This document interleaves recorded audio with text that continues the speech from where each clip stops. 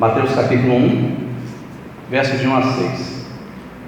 Diz o seguinte a palavra do Senhor: livro da genealogia de Jesus Cristo, filho de Davi, filho de Abraão.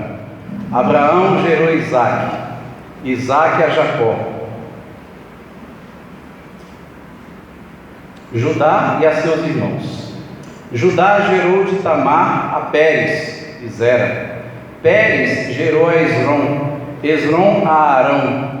Arão gerou a Aminadab, Aminadab a Naasson, Naasson a Salmão. Salmão gerou de Raabe a Boaz, e este de Ruth gerou Obed, Obed a Jessé. Jessé gerou ao rei Davi, e o rei Davi a Salomão, da que fora mulher de Urias.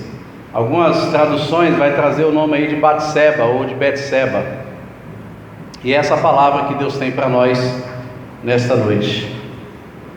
Eu vou usar o pedestal porque eu sempre costumo falar que eu sem o pedestal eu me sinto vazio.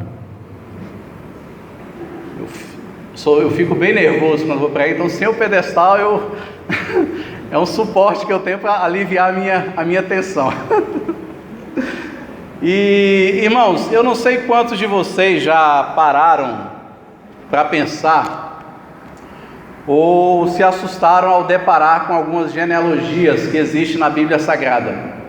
Geralmente quando a gente vai ler algumas genealogias no Antigo Testamento, especialmente em Números ou em Crônicas, geralmente a gente pula essas genealogias, né? Aquelas genealogias quilométricas com aqueles nomes mais complexos do mundo.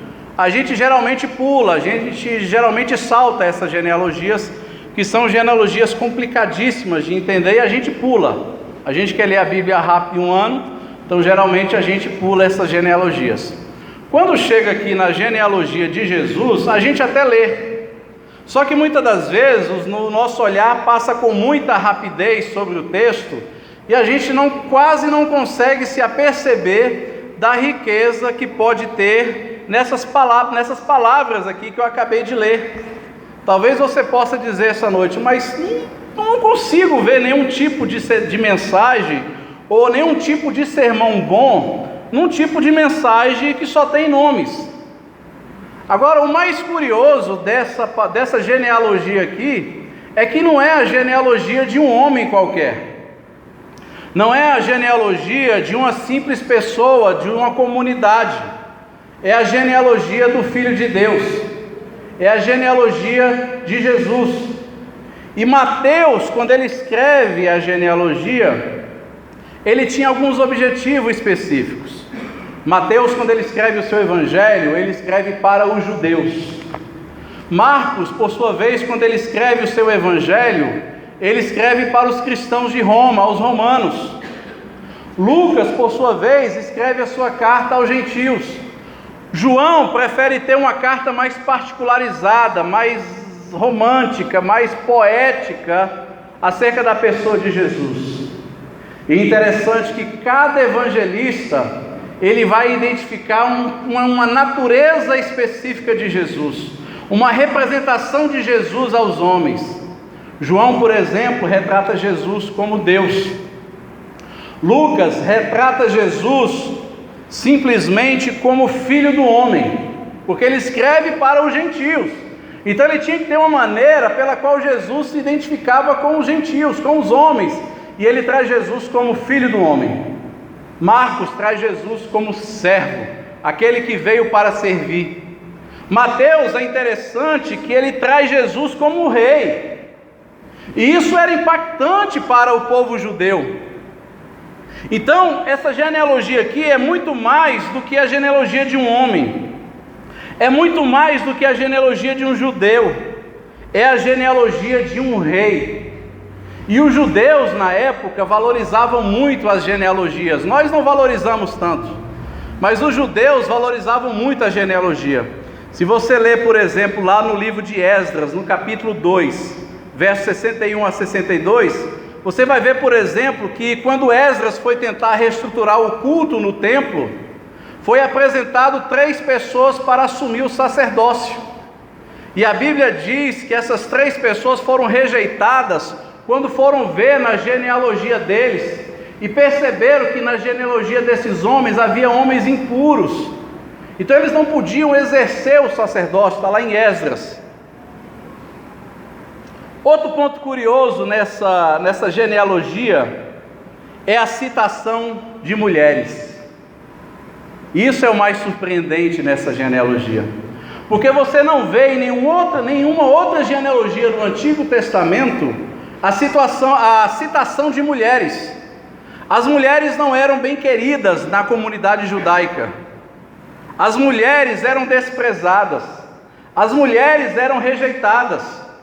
O único privilégio que a mulher tinha na época na comunidade judaica era de simplesmente ter o seu marido e ter o seu pai, e apenas isso. O judeu, quando ele orava em agradecimento, e no agradecimento do judeu, ele orava 3 tipos de agradecimento. Ele falava: Senhor, muito obrigado porque eu não nasci samaritano. Muito obrigado porque eu não nasci escravo ou animal. E muito obrigado porque eu não nasci mulher.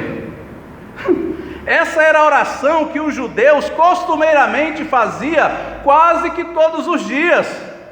Então a mulher naquela época era mais um atestado que os homens tinham para provar a sua virilidade, a sua masculinidade. Porque a mulher que haveria de gerar filhos e dar continuidade à genética, dar continuidade ao nome do homem. Então a mulher era um ser desprezível para o judeu.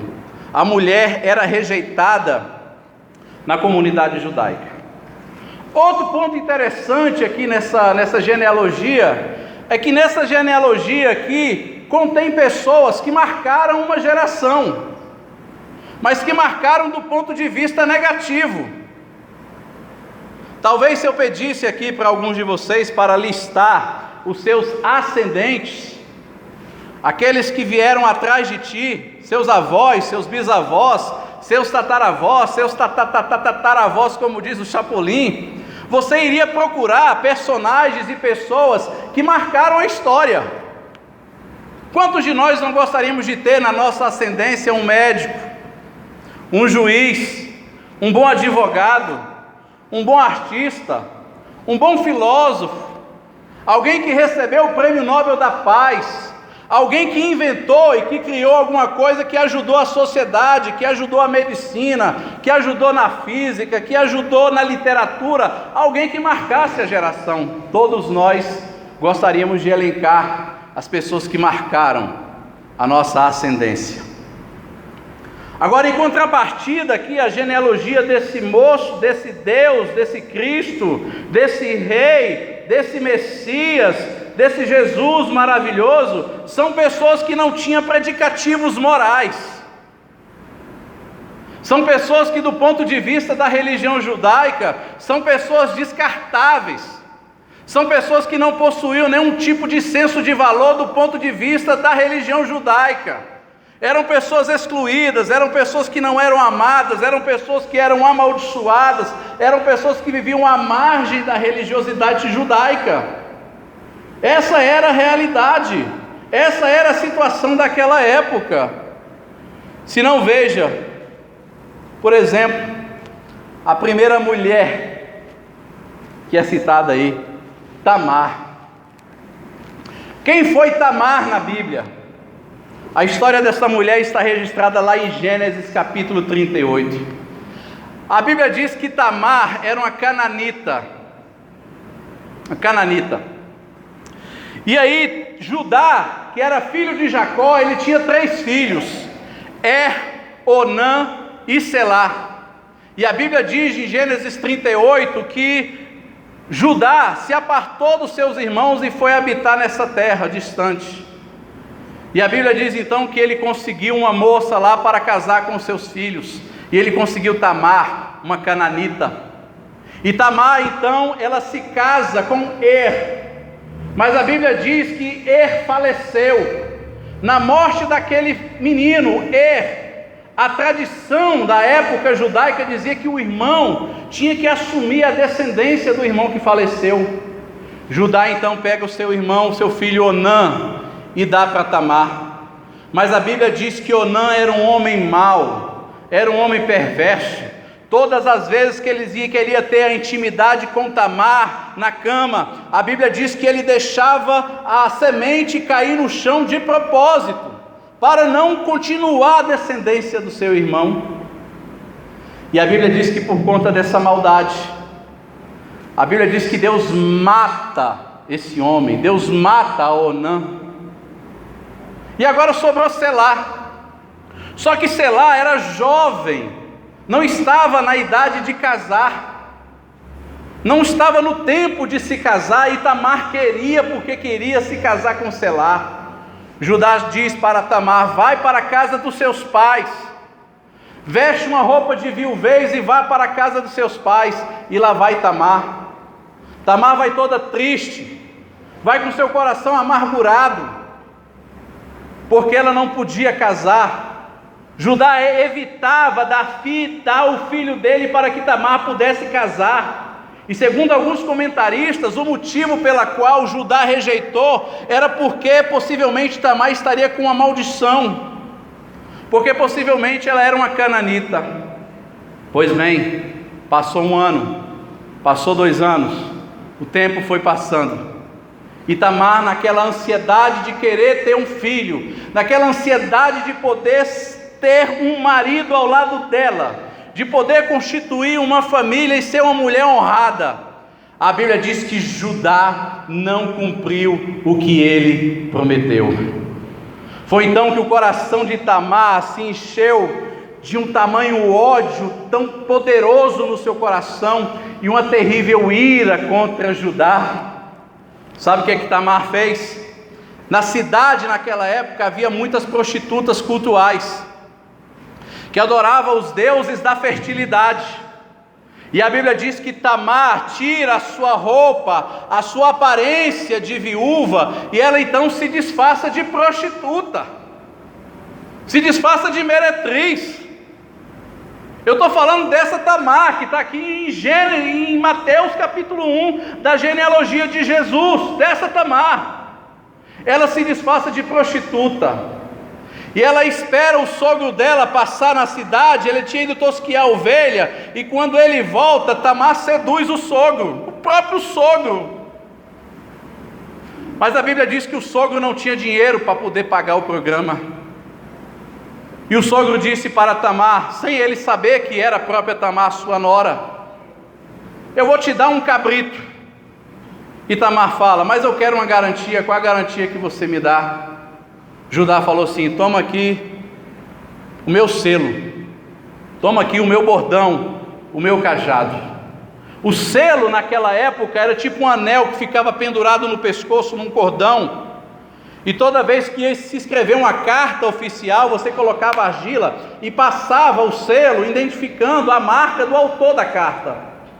Foi isso que Judá deixa de garantia com Tamar. Passou 1 mês, passou 2 meses. No 3º mês, a Bíblia diz que Tamar aparece grávida. E a notícia se espalha, a notícia se espalha. A notícia se espalha e chega aos ouvidos de Judá: tua nora está grávida, tua nora está grávida. Olha a vergonha da família. Sabe o que Judá falou? Manda matar Tamar, manda colocar ela na fogueira. Tamar merece a morte, Tamar merece ser condenada, Tamar merece ser apedrejada, Tamar merece ser trucidada, porque ela adulterou. Quando foram pegar Tamar e colocar ela frente a frente para ser julgada, para ser jogada na fogueira, ela pega e diz assim: vocês estão vendo o que é isso? Joga. Vocês estão vendo de quem é esse bordão? Joga na mesa.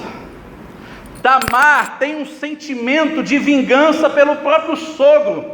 Ela provou daquela música da Damares: a vitória tem sabor de mel. Uma vingança, ela se vingou contra o próprio sogro.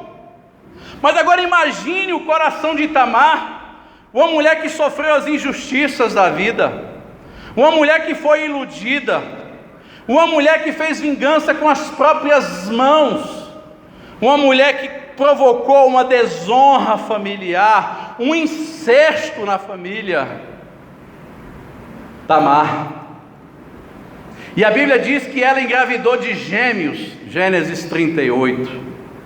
E a Bíblia diz que quando o neném foi nascer, o neném colocou o braço para fora, a parteira colocou uma fita vermelha no braço da criança, a criança recolheu o braço para dentro, e de repente nasce outra criança.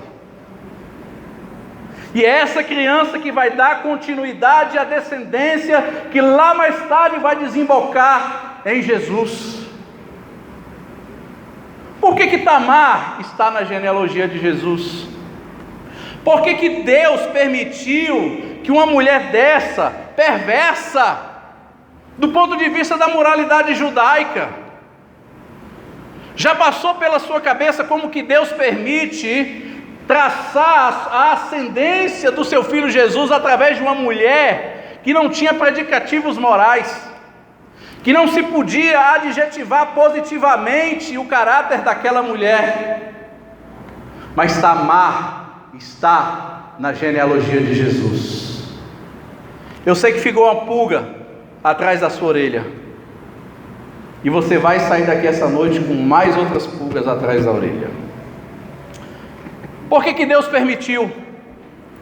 Por que Deus permite pessoas estranhas à fé, pessoas que não têm nenhum tipo de prerrogativa, que não tem nela o clichê, que não tem nela a marca de uma eleição visível? Porque os judeus, meus amados irmãos, o judeu era um povo terrível. Os judeus se sentiam o néctar de Deus. Os judeus se sentiam como sendo os únicos portadores dos oráculos sagrados. Por isso que somente eles é que se consideravam os eleitos. Somente eles é que se consideravam os salvos, os redimidos, portadores dos oráculos sagrados de Moisés, de Abraão e etc. Por que Deus permite essas pessoas fazerem parte da vida de Jesus, da linhagem de Jesus? Se não, veja, por exemplo, o caso aqui da segunda mulher, Raabe. Quem foi Raabe? Raabe foi uma prostituta que morava em Jericó. Jericó estava para ser invadida. Jericó estava para ser destruída pelos israelitas. E Raabe morava nessa cidade como prostituta. Aquilo que Tamar fez por vingança, Raabe fazia por profissão. Os homens abusavam de Raabe. Raabe vendia o seu corpo. Raabe proporcionava prazer aos outros homens. Ela desvalorizava. Para ela o seu corpo não tinha valor algum, a sua vida não tinha valor algum. Podia ser comprada por dinheiro, ela podia ser tocada por dinheiro, ela podia ser amada por dinheiro. Os homens a amavam, os homens a usavam e a descartavam como se ela fosse lixo. Por dinheiro, Raabe prostituía-se. Por dinheiro, Tamar vendia a dignidade de uma mulher. Por dinheiro, Raabe vendia todos os valores que se podem ter de uma boa família, de uma boa ética, de uma boa moralidade. Raabe negociava tudo isso. Essa era Raabe, prostituta, meretriz de Jericó. Raabe. Mas a Bíblia diz, na história lá de Josué, no capítulo 2 e no capítulo número 6, que Josué envia 2 espias à cidade de Jericó. E esses 2 espias foram espiar a terra para ver como era a cidade. E a Bíblia diz que os espias, para não serem mortos pelo rei de Jericó, está lá em Josué capítulo 2, Josué capítulo 6, a Bíblia diz que Raabe pega aqueles 2 espias e esconde aqueles homens dentro da sua casa. Dentro da sua casa. E a Bíblia diz que ela mente para o rei de Jericó. Chegaram os soldados: cadê os homens que vieram aqui espiar a terra? E ela falou: não, eles estiveram aqui, mas já foram embora. Ela mente para salvar a vida daqueles 2 espias. Ela mente para que a vida daqueles homens pudessem ser poupados. E aí então ela faz um acordo com os espias e fala o seguinte: olha, eu estou salvando a vida de vocês, eu sei que Deus é com vocês, eu sei que Deus entregou Jericó para vocês, eu conheço o Deus de vocês. Foi isso que Raabe falou para os espias. Mas eu te peço, tenha misericórdia da minha vida. Quando essa cidade for destruída, poupe a minha vida. E os espias, então, a Bíblia diz que os espias concordaram. E ele falou o seguinte: você vai pegar esse fio aqui de escarlate e vai pendurar na sua janela. Quem estiver dentro da sua casa será poupado. Se os teus parentes, se os teus familiares estiverem dentro da sua casa, e nós vermos o fio de escarlate, a sua vida será poupada. Passou-se o tempo. Josué capítulo número 6. A Bíblia diz então que eles invadem a cidade de Jericó. E Josué se lembra do acordo que os espias fizeram e diz: vai lá, salva Raabe e todos que estiverem dentro de sua casa.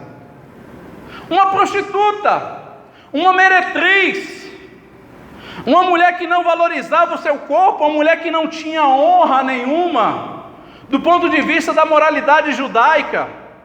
Ela está aqui em Mateus capítulo 1.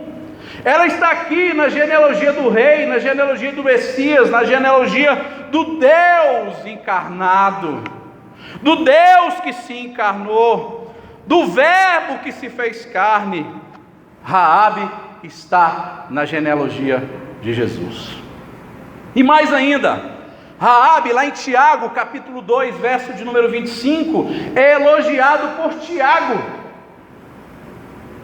Mais ainda, ela é elogiada lá em Hebreus 11:31, como sendo uma mulher de fé. Dá para entender um negócio desse? Dá para entender como que funciona a mente de Deus? Dá para entender como que funciona o entendimento de Deus diante dos nossos preconceitos e dos nossos supostos entendimentos acerca de Deus? Raabe foi elogiada.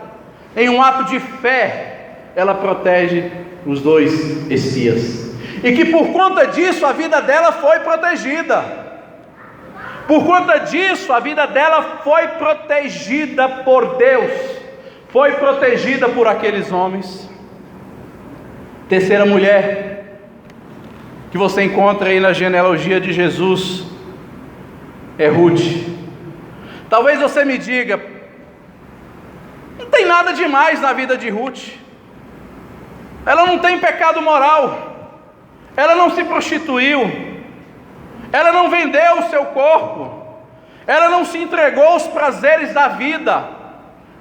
Ruth era uma boa pessoa, sim. Ruth era uma boa pessoa. O problema não estava em Ruth. O problema estava nas origens de Ruth. A Bíblia diz que Ruth era moabita. E os moabitas eram um povo amaldiçoado por Deus. Os moabitas surgiram de uma relação sexual incestuosa de Ló com uma das suas filhas. A Bíblia diz que as filhas embebedaram Ló. E daquela relação incestuosa de Ló com uma das suas filhas, nasceu Moabe. Moabe foi o pai dos moabitas. E os moabitas, por sua vez, se tornaram inimigos da nação de Israel, porque eram considerados povos amaldiçoados, povo que adorava outros deuses, povo que não adorava o Deus de Israel. Ali se encontrava Ruth. Mas a Bíblia diz que Noemi, juntamente com seu esposo, passando por uma crise de fome terrível na nação de Israel, eles passam pelas terras de Moabe. E nas terras de Moabe, Ruth se casa com Malaom. Malaom era um judeu. Através de Malaom, Ruth conhece o Deus de Israel. Passado algum tempo, a Bíblia vai dizer que o marido de Noemi faleceu, ficou viúva. Mas não somente Noemi, os 2 filhos de Noemi também faleceu, dentre eles o esposo de Ruth. Ruth ficou viúva, Noemi ficou viúva. E teve um determinado momento que Noemi reúne as suas 2 noras e diz: olha, eu não posso dar mais filhos para vocês, eu já estou velha, e eu estou muito triste, meu coração está angustiado, não me chame mais de Noemi, me chame de Mara, porque o meu coração está tremendamente amargo por essa situação toda. Volte para os seus deuses, volte para a sua cidade. E a Bíblia diz que uma das noras partiu para Moabe. Ruth, estando no meio nessa encruzilhada, ela olha para trás e vê Moabe, os moabitas. Ela olha para trás e vê os deuses moabitas, vê o seu passado, vê a origem do seu povo, um povo amaldiçoado, de origem estranha, de uma relação incestuosa, um povo que não tinha a marca da eleição. Mas Ruth olha para frente e vê o povo de Israel, olha para Noemi e diz: onde tu fores, irei eu, o teu povo será o meu povo, o teu Deus será o meu Deus. Ruth então volta com Noemi para Belém, para o povo de Israel, e a Bíblia diz que ela foi lá trabalhar nos campos de Boaz. E a Bíblia diz que a história de dedicação de Ruth a Noemi se espalhou pela cidade. Boaz gostou da história e se apaixonou por Ruth. Ruth então casa com Boaz. Ruth então ela foi redimida por Boaz, e de Boaz ela se torna a grande bisavó do rei Davi. Ruth se torna a bisavó do rei Davi, porque ela tem Obed, de Obed gera Jessé, e de Jessé nasce Davi.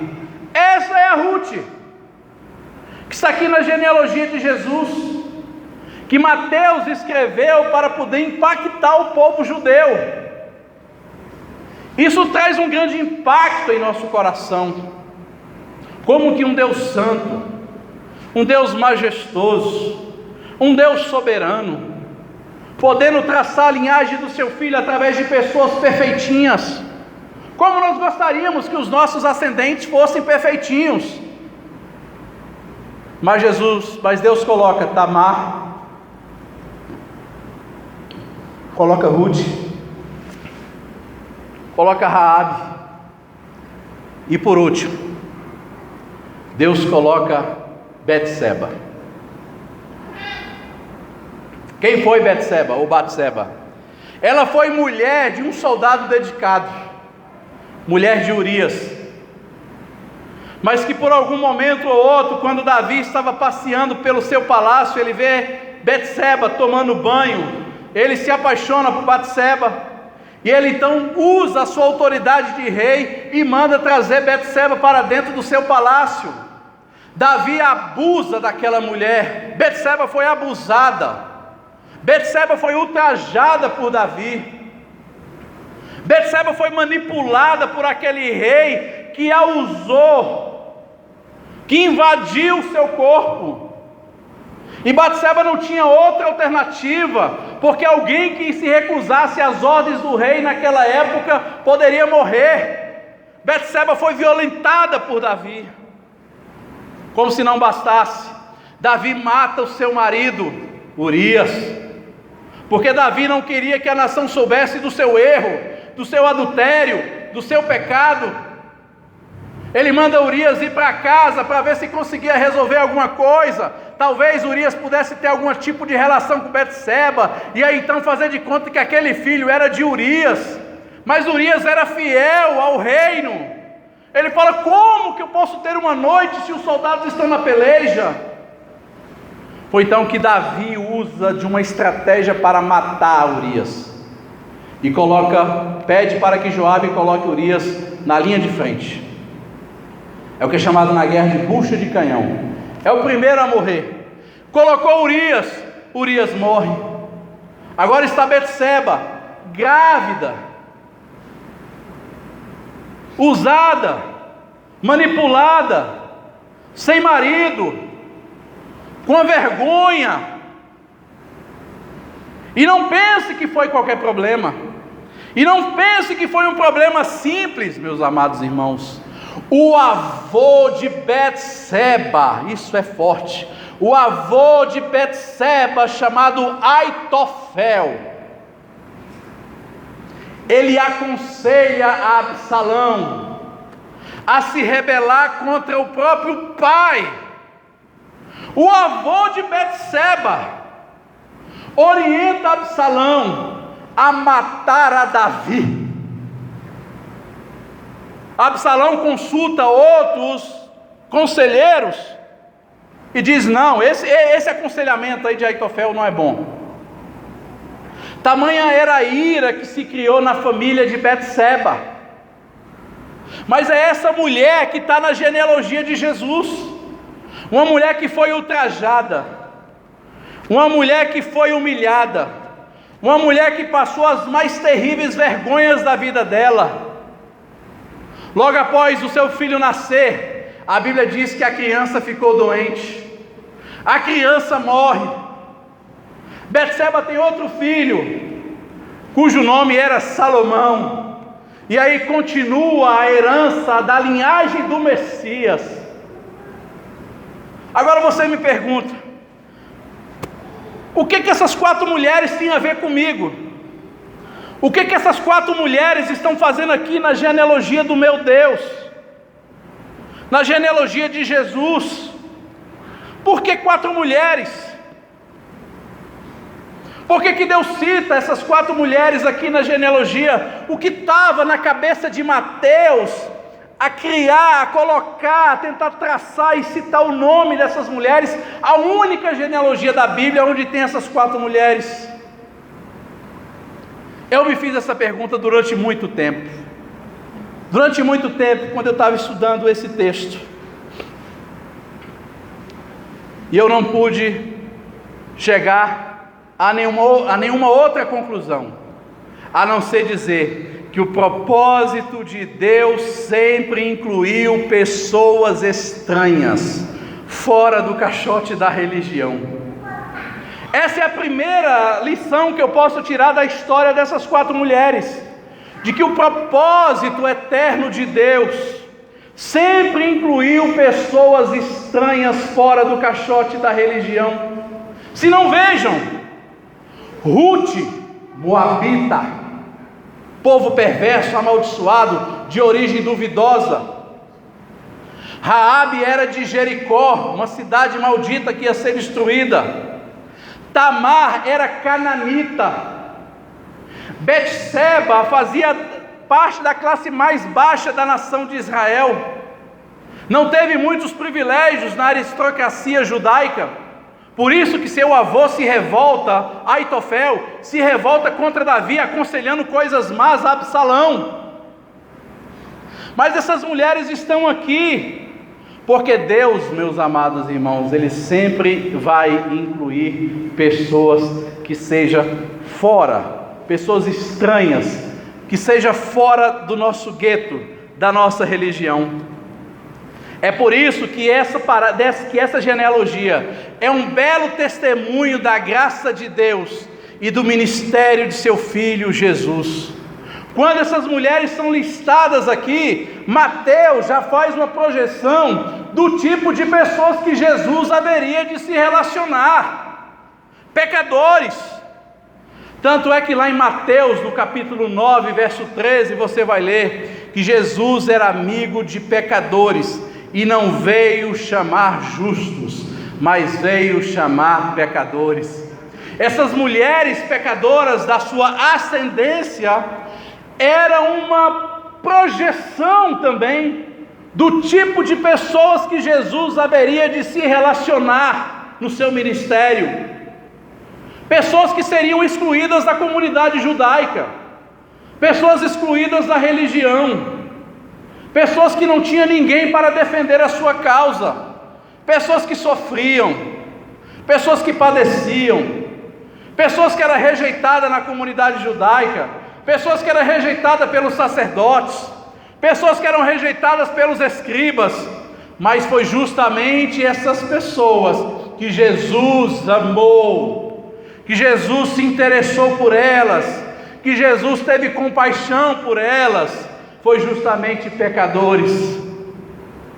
E é aqui que eu me encaixo, é aqui que você se encaixa.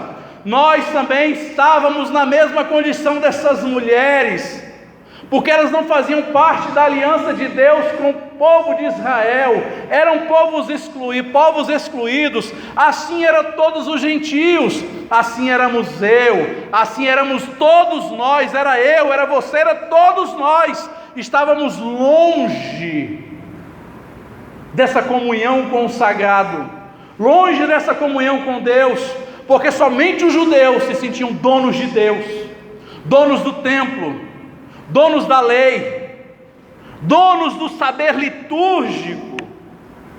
Mas se Jesus chamou pecadores, se Deus chamou pecadores pela sua graça, para serem seus antepassados, nós também devemos ficar admirados, porque Jesus também nos chama pela sua graça, para sermos seus descendentes pela fé. Já parou para pensar?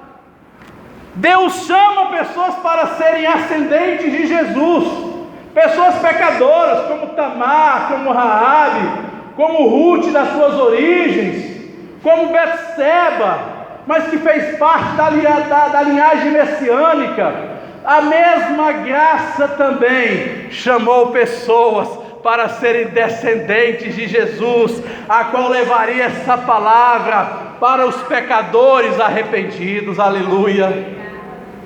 Então essa é a primeira lição que eu consigo ver, de um Deus que não está limitado aos nossos dogmas, de um Deus que não está limitado aos nossos preconceitos, que não está limitado à nossa teologia, que não está limitado à nossa denominação, que não está limitado ao templo, que não está limitado a uma nação, que não está limitado ao mundo, que não está limitado ao cosmos, que não está limitado a nada.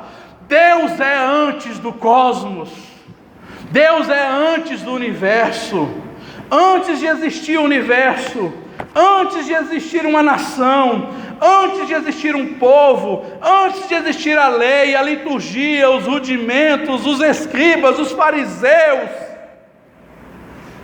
Deus já disse: eu sou. Eu sou. E antes que houvesse tudo isso, a Bíblia vai dizer que o Cordeiro de Deus foi morto antes da fundação do mundo. Ou seja, Deus é maior do que tudo isso. Deus é maior do que nossos conceitos. Então essa é a primeira lição que eu poderia tirar desse texto. O propósito de Deus sempre incluiu pessoas estranhas, que eram fora do caixote da religião. Segundo ponto que eu gostaria de destacar é que em Deus todos os preconceitos são anulados. Somente em Deus todos os preconceitos foram quebrados, porque os judeus eram preconceituosos, eles oravam a Deus agradecendo por não ter sido mulher. Jesus ia curar no sábado, eles impediam. Jesus comia com pecadores e publicanos, eles rejeitavam. Jesus vai na casa de Zaqueu, eles criticam. Jesus evita um apedrejamento, os homens o rejeitam. É por isso que as palavras de carinho, as palavras de amor de Jesus foi dado justamente para pecadores, rejeitados e marginalizados. E as palavras mais duras de Jesus foi dita aos religiosos, que via a religião como sendo algo exterior, estereotipada, de justiça própria, de méritos. Para os religiosos, Jesus disse: raça de víboras, Para os religiosos, Jesus disse para eles: vós tendes por pai o diabo, mesmo tendo a lei, vocês tendem por pai o diabo. Jesus disse isso para os religiosos: vocês tendem por pai o diabo. Para os religiosos, Jesus usa um chicote e chicoteia todos dentro do templo. Para os religiosos, ele usa o chicote para expulsar. Mas pelos pecadores, Jesus recebe chicotada nas costas. Não tem como se emocionar com isso, porque essa é a realidade. Enquanto que para os religiosos, Jesus usa um chicote, um azogue para expulsar eles do templo, porque eles não cultuavam de fato a Deus, tinha feito do templo de Deus um covil de ladrões e salteadores, sendo que era casa de oração, um templo de oração, de comunhão e de cura. Jesus, antes de ir para a cruz, ele recebe chicote nas costas, e o chicote que feriu Jesus era muito mais forte do que o chicote que Jesus utilizou para expulsar os cambistas dentro do templo. A história diz que o chicote tinha 9 pontas, 8 a 9 pontas, e cada ponta do chicote tinha 2 elementos: chumbo e osso de carneiro. O chumbo penetrava nas costas de Jesus, e o osso de carneiro dilacerava as costas de Jesus. É isso. Para os religiosos, chicote. Para os pecadores, ele leva chicotadas pelos pecadores. Agora, não eram os pecadores do gueto da religião, eram pecadores que ninguém queria perto. Você queria ter na sua família pessoas como Tamar, que se prostituiu com o próprio sogro, que usou o próprio corpo para vingar? Você queria ter na sua família alguém como Betseba? Você queria ter alguém na sua família como Raabe? Ninguém quer. São pessoas que ninguém quer. São pessoas que ninguém quer perto. São mulheres que ninguém queria perto. Mas você vê essas mulheres no serviço de Jesus. Eu poderia citar várias. Maria Madalena, ela foi considerada apóstola da ressurreição, porque quando Jesus aparece, Jesus a envia, e a palavra enviado no grego é apóstolo, e a primeira pessoa que vê Jesus da ressurreição é justamente uma mulher, e Jesus envia, apóstola. Olha só que interessante, apóstola, ela foi enviada para anunciar acerca da ressurreição. E alguém vai dizer: não, Jesus apareceu para a mulher, porque a notícia corre mais rápido, porque a mulher fala demais. Mas não é, é porque Jesus amava as mulheres. Jesus não tinha preconceitos, Jesus não tinha rejeição. João vai listar, por exemplo, de mulheres que estavam aos pés da cruz. A Bíblia vai dizer da mulher cirofenícia, a mulher de Samaria, a mulher que roubou o milagre de Jesus tocando no seu manto. Mulheres, conforme Lucas 8, de 1 a 3, que davam os seus bens para Jesus. Olha só, mulheres que ajudavam Jesus com os seus bens. Marta foi uma mulher que diz: tu és o Cristo, o Filho de Deus. Lá em João 19, 25 a 17, você vai ver mulheres aos pés da cruz. Sabe por quê? Porque o Deus que eu sirvo, o Deus que nós servimos, é um Deus que quebra os preconceitos. E Jesus quebrou os preconceitos. Os judeus tinham muitos preconceitos com mulheres e pecadores. E aí eu pergunto nessa segunda lição: qual o tipo de preconceito que nós temos? Porque nós corremos o mesmo risco do povo judeu. Os judeus se sentiam dono da lei, dono de Deus, dono do agir de Deus, e dizia que Deus tinha que agir conforme eles tinham estipulado. Ó Senhor, o Senhor tem que caminhar nessa linha que eu escrevi, o Senhor tem que caminhar conforme eu penso, mas Deus anda na contramão dos homens todo o tempo. Jesus anda na contramão dos homens todo o tempo, durante todo o seu ministério, Ele anda na contramão. Quais são os preconceitos que nós temos? Da mesma forma que os judeus tinham preconceito com mulheres pecadores, será que nós também não temos preconceitos? Será que nós não corremos o risco de que, porque somos evangélicos, nós achamos dentro do nosso coração, com uma ufanação, com uma soberba espiritual tão grande, e dizemos que nós somos os únicos portadores da verdade, que a verdade está conosco? Mas será que a gente fala isso com uma atitude de gratidão e de lágrimas no coração, de agradecimento, porque eu não merecia nada disso? Ou será que o sentimento no meu coração é um sentimento de arrogância em detrimento de?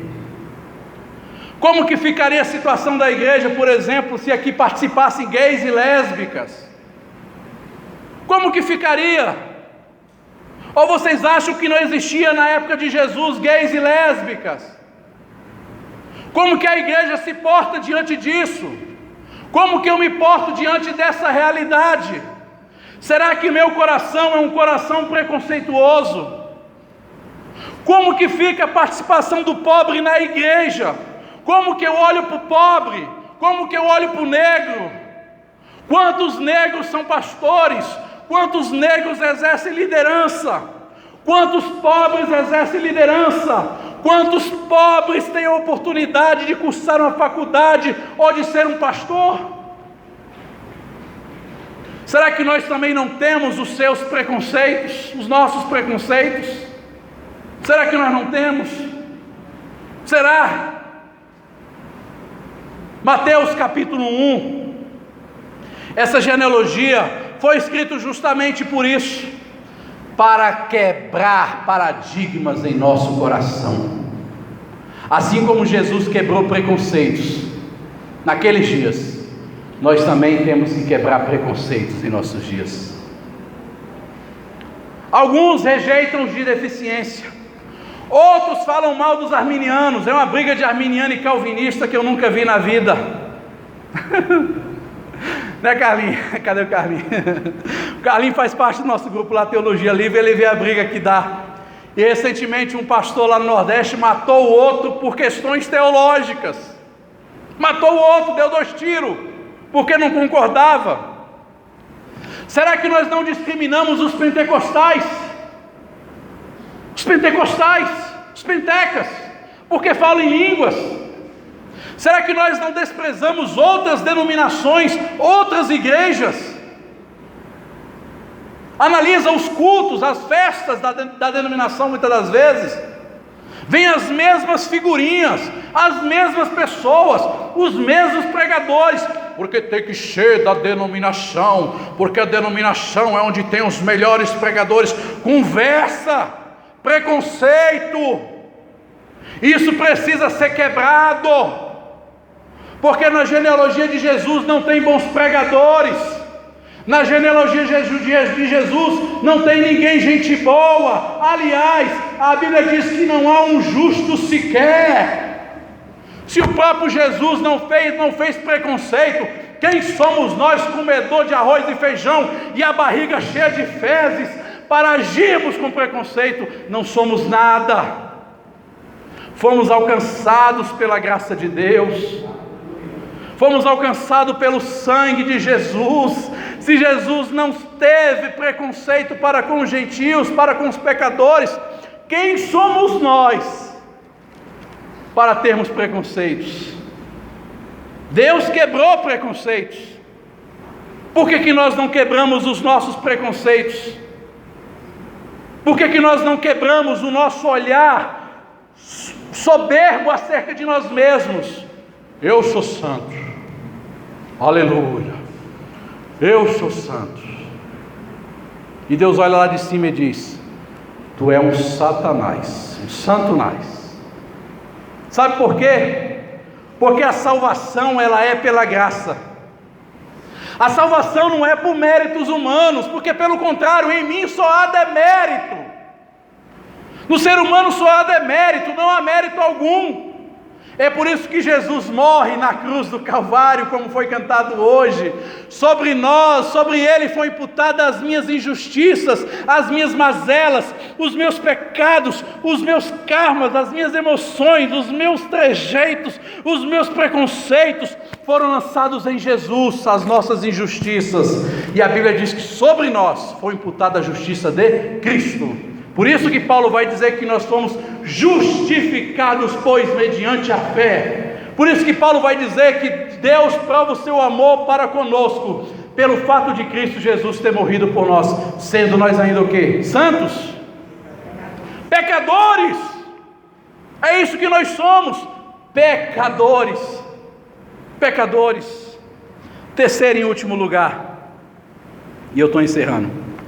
Terceiro e último lugar, ou terceira lição que eu encontro nesse texto, é que Deus não tem costas, mas que a religião insiste em querer colocar costas em Deus.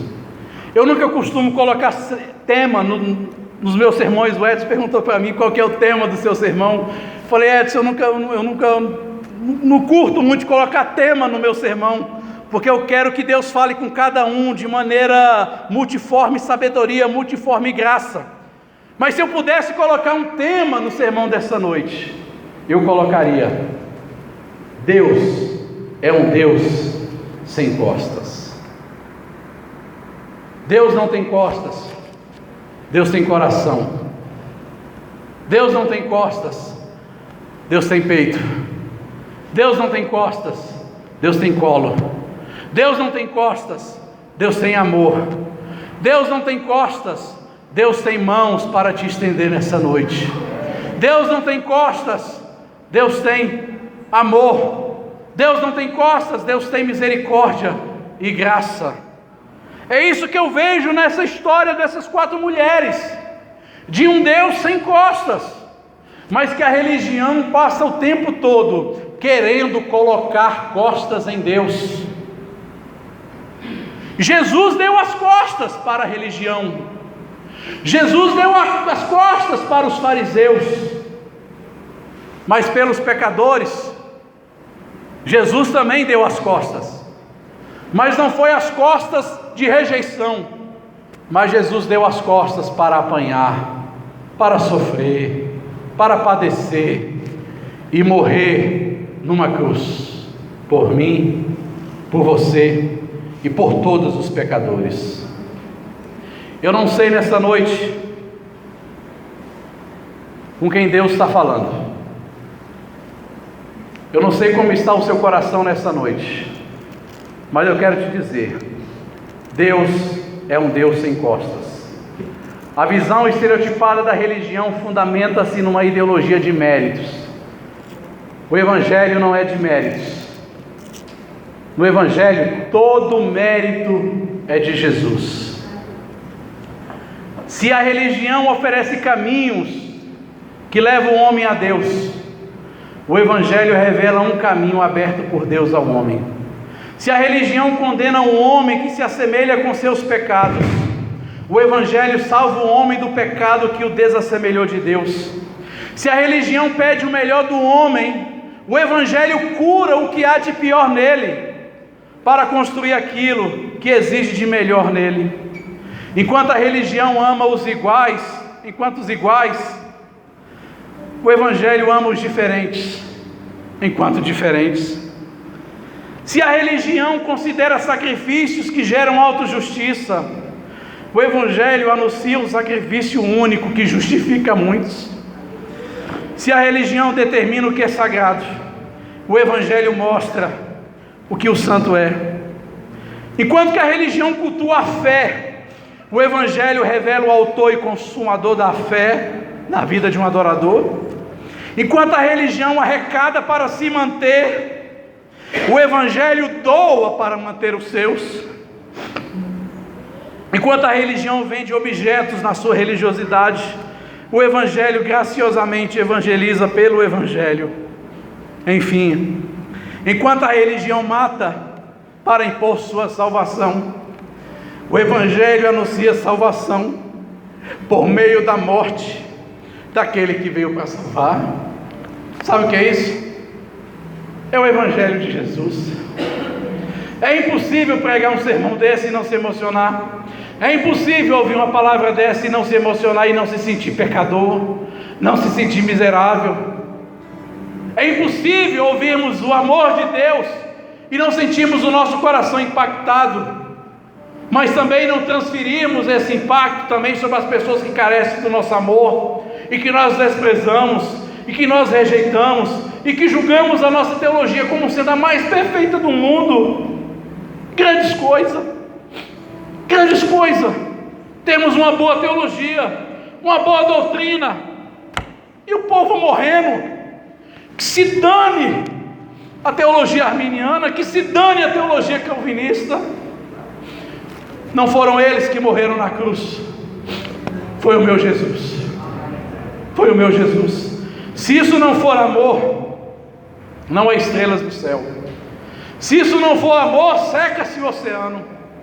Se isso não for amor, não há graça no sorriso de uma criança, não há perfume nas flores. Se isso não for amor, as andorinhas não fazem verão. Sabe o que é isso? O Evangelho. O Evangelho. E se tem aqui alguém aí nessa noite que se sente como Tamar, que porque foi rejeitada, porque não te valorizaram, porque não te amaram, abusaram de você, te enganaram, e você se viu num sentimento de ódio, num sentimento de vingança, eu quero te dizer que a mesma graça que alcançou Tamar é a mesma graça que te alcança nessa noite. Talvez eu estou falando aqui para alguém que sente vergonha do seu passado, vergonha da sua família, vergonha do seu pai que você nunca conheceu, vergonha da sua mãe que não prestava, ou de algum parente seu que te machucou, que envergonhou e manchou e maculou a sua família, como Ruth, que tinha uma nação, os pais perversos, Moabita. Quem sabe eu estou falando aqui para você que tentou procurar prazeres na vida e soluções para os seus problemas, mas que teve que vender os seus ideais, os seus conceitos, a sua moralidade, como Raabe vendeu. Mas a mesma graça que alcançou Raabe é a mesma graça que pode te alcançar nessa noite. Talvez eu estou falando aqui para alguém que se sente como Betseba, que foi usada por alguém superior a você, que tinha autoridade sobre você. Mas a mesma graça que alcançou Betseba é a mesma graça que pode te alcançar nessa noite. É o mesmo Jesus que concedeu graça para os seus ascendentes, é o mesmo que concede graças aos descendentes pela fé. Eu queria que os irmãos vão cantar um hino, um cântico. Eu gostaria que você fechasse os seus olhos e meditasse nessa música, em nome do Senhor Jesus.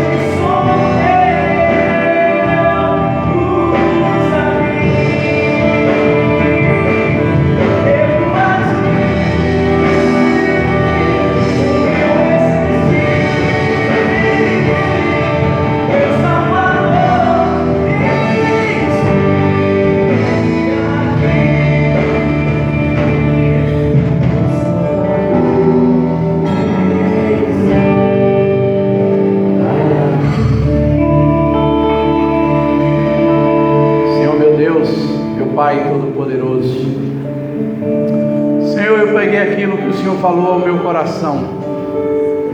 Eu falei aquilo que impactou o meu coração. Ó Pai, se aqui nesta noite há pessoas como Tamar, como Ruth, como Betseba, como Raabe,